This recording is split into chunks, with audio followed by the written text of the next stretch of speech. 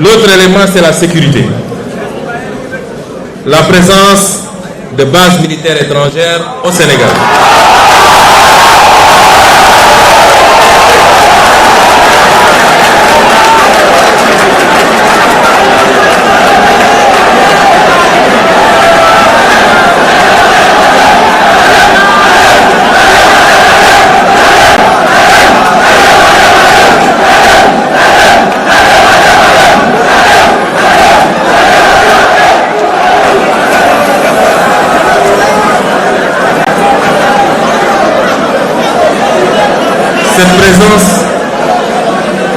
Cette présence de base militaire suscite des interrogations légitimes, plus de 60 ans après nos indépendances.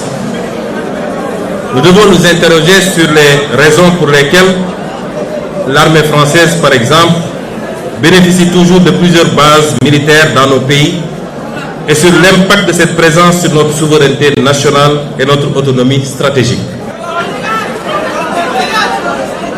L'histoire récente, j'aime bien prendre des exemples sur la France elle-même.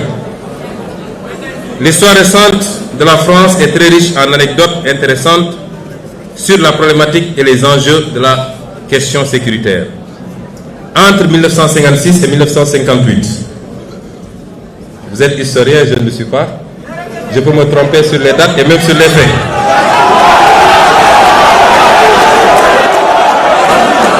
Mais entre 1956 et 1958,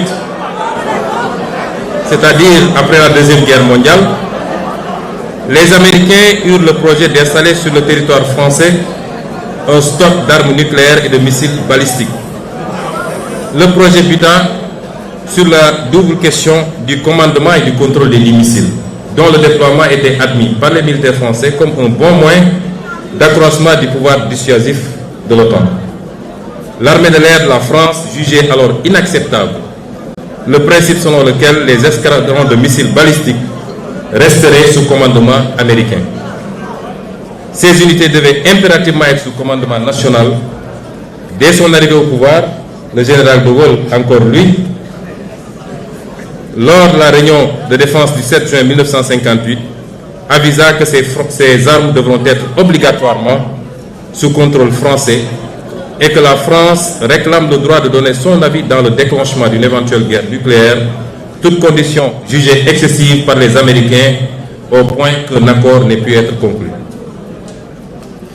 Deuxième exemple, en mai 1966, le général de Gaulle engagea la France à se retirer du commandement intégré de l'OTAN, qui disposait alors d'une dizaine de bases militaires en France. Et la conséquence, nous la savons.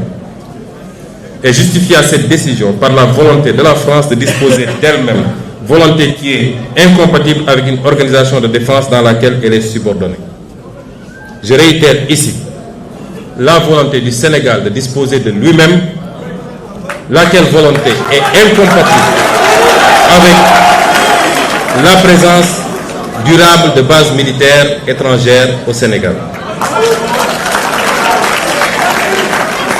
Ceci ne remet pas en question les accords de défense.